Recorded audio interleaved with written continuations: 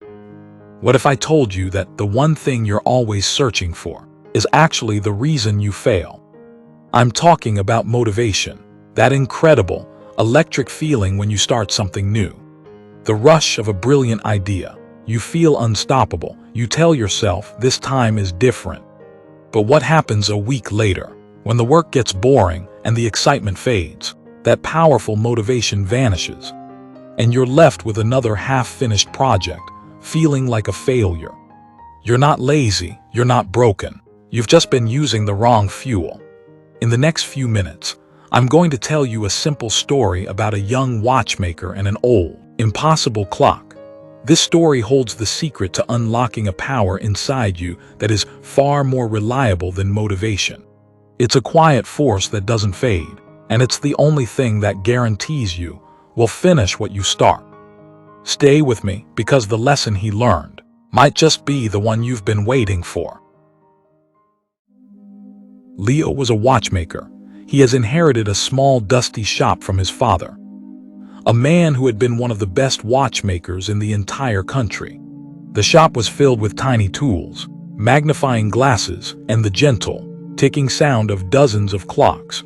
Leo was talented, very talented. He understood how the tiny gears and springs worked together to tell time. But Leo was impatient. He was bored by the simple, everyday work of the shop, cleaning an old woman's watch or replacing a battery. He felt this work was beneath him. In his mind, Leo was an inventor. His sketchbook was filled with grand, complicated clocks that had never been seen before. Clocks with spinning planets and moving figures that would dance on the hour. These ideas were his passion. He would work on them for hours, fueled by a rush of creative energy. But the moment he hit a difficult problem, a part he couldn't figure out, his excitement would vanish. He'd get frustrated and push the project aside, waiting for a new, even more exciting idea to strike him. Because of this, his shop was failing. He was so busy chasing the next brilliant idea that he neglected the real work that paid the bills. A layer of dust settled on the counters, and the loyal customers of his father's day slowly stopped coming. The silence in the shop was growing louder than the ticking of the clocks. One morning, an old, wealthy man entered the shop. He placed a beautiful but silent grandfather clock on the counter. It was a masterpiece made of dark, polished wood and engraved brass. "My father left this to me," the old man said, his voice quiet. "It hasn't ticked in 50 years. I have taken it to a dozen watchmakers, and they all say it is beyond repair. They say your father was the only one who could have fixed it." The old man looked at Leo, his eyes searching. "They say you have his talent. I will pay you enough money to save this shop, if you can make it work again." A flash of excitement, of motivation, shot through Leo. This was not a boring repair. This was a challenge, a legendary clock that no one else could fix. This was a chance to prove he was a genius. "I'll do it," Leo said confidently, his mind already racing. For the first few days, Leo was consumed by the clock. He worked with a fiery passion, carefully taking apart the complex machine, piece by tiny piece. It was thrilling. But then the real work began. The clock was made of over 1,000 individual parts. To find the problem, every single one had to be cleaned, checked, and measured. It was slow, it was tedious, it was profoundly boring. After a week of this painstaking work, Leo's motivation was completely gone. He stared at the thousands of tiny pieces laid out on his workbench and felt nothing but a rising tide of frustration. His mind started to wander back to his exciting new clock designs. "This is a waste of time," he thought. "I could be creating something new, something brilliant." One afternoon, in a fit of anger, he accidentally knocked a tray of tiny screws onto the floor. As he got on his hands and knees to pick them up, a wave of despair washed over him. He felt like a failure. He decided he would call the old man in the morning and tell him the clock was unfixable. That night, unable to sleep, he was cleaning out his father's old, dusty desk, ready to give up on the whole business. In a hidden drawer, he found a set of small, leather-bound journals. They were his father's work logs. He opened the first one, not knowing what he was looking for.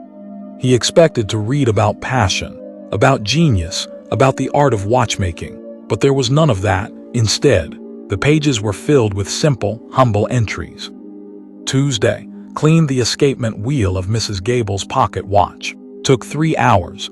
The third gear was worn, must replace. Thursday, a young boy brought in his father's old watch. Not worth much, but it meant the world to him. Spent the afternoon fixing it for free. The look on his face was good payment. Wednesday, spent all day on the mainspring of the town hall clock. My back aches, still not right. I failed to fix it today. We'll try again tomorrow. Page after page, it was the same. A simple, honest record of the work. The slow, boring, and difficult work. At the end of the first journal, his father had written a single, short paragraph. A man who works only when he is inspired will be a man of many beginnings and no endings. The great clock does not tick because it is inspired. It ticks because it is built correctly. It follows its rule, second after second.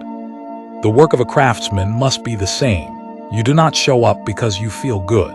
You show up, and in doing the work, you might, if you are lucky, begin to feel good. The words hit Leo like a physical blow. He had been looking at his work all wrong. His father wasn't a genius because he was always inspired. He was a genius because he always showed up. He had the discipline to do the boring work. Day after day, that was his secret. The next morning, Leo walked into his shop, and he was a different man. He didn't wait for a feeling of excitement. He didn't look at his own sketches. He walked over to the thousands of pieces of the grandfather clock and picked up a single, tiny gear. He made a new rule for himself. He would work on the clock for 4 hours every morning. No matter what, even if it was boring, even if he was frustrated, he would just show up and do the work. The first few days were the hardest. His mind screamed at him to stop, to do something more interesting. One morning, he spent the entire 4 hours just trying to clean a single, stubborn part, making almost no visible progress. The old Leo would have quit in a rage. But the new Leo just calmly put his tools down at the end of the 4 hours and said to himself, "I will try again tomorrow." Slowly, a change began to happen. As he worked, he started to find a new kind of satisfaction. A quiet pride not in a brilliant idea, but in a job well done. He began to see the beauty in the small things, the perfect fit of 2 gears, the clean shine of polished brass. He wasn't just fixing a clock anymore. He was learning the craft of his father. He was building character. After 3 long weeks of the steady, disciplined work, he found it. A single tooth, on a tiny gear deep inside the clock, was bent. It was a flaw so small, so insignificant, that it was almost invisible. It was something you would only find if you had the patience to look at every single piece. With the careful hands of a surgeon, he fixed the tooth. Then slowly and methodically, he began to put the 1,000 pieces back together. Finally, the moment came. He hung the last pendulum, gave it a gentle push, and stepped back. For a moment, there was silence. And then the magic happened. The clock started ticking. The sound was the most beautiful thing Leo had ever heard. It was the sound of a promise kept. It was the sound of discipline. It was the sound of good work. The next day, the old man returned. Leo simply pointed to the corner of the shop where the grandfather clock stood, its pendulum swinging in a steady, perfect rhythm. The old man walked over to it, his eyes wide. He closed his eyes, just listening to the sound for a full minute. "My father used to wind this clock every Sunday morning," the old man said softly, a tear rolling down his cheek. "I haven't heard this sound since I was a boy. You haven't just fixed a clock. You have given me back a piece of my life." Leo understood then. The work wasn't about him or his genius. It was about service. It was about preserving something that mattered to someone else. It was about the steady, honest work that keeps the world turning. What is the lesson we learn here today? Leo fixed the clock and saved his shop. But more importantly, he had fixed himself. He learned the most important lesson a craftsman can ever learn. So what is the lesson for us? It is simple. First, motivation is the spark that starts the car, but discipline is the engine that drives it on the long journey. You need the spark to get going, but if you don't have an engine, you won't get very far. A car that is all spark and no engine will just sit in the driveway, making exciting noises but going nowhere. Second, learn to love the process, not just the prize. The real reward is not finishing the project. The real reward is becoming the kind of person who can finish the project. The pride that comes from doing hard, boring work is deeper and more lasting than the fleeting excitement of a new idea. And finally, just show up when you don't feel like it, when you're tired, when you're bored. That is when it counts the most.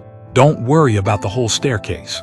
Just focus on taking the next single step. Clean one gear, write one sentence, make one phone call.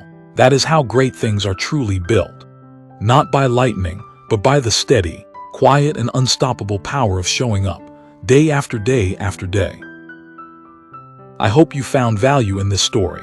If you do, please give this video a like, share with your friends and loved ones who need to hear this message. Don't forget to subscribe and turn on notification. We will meet again.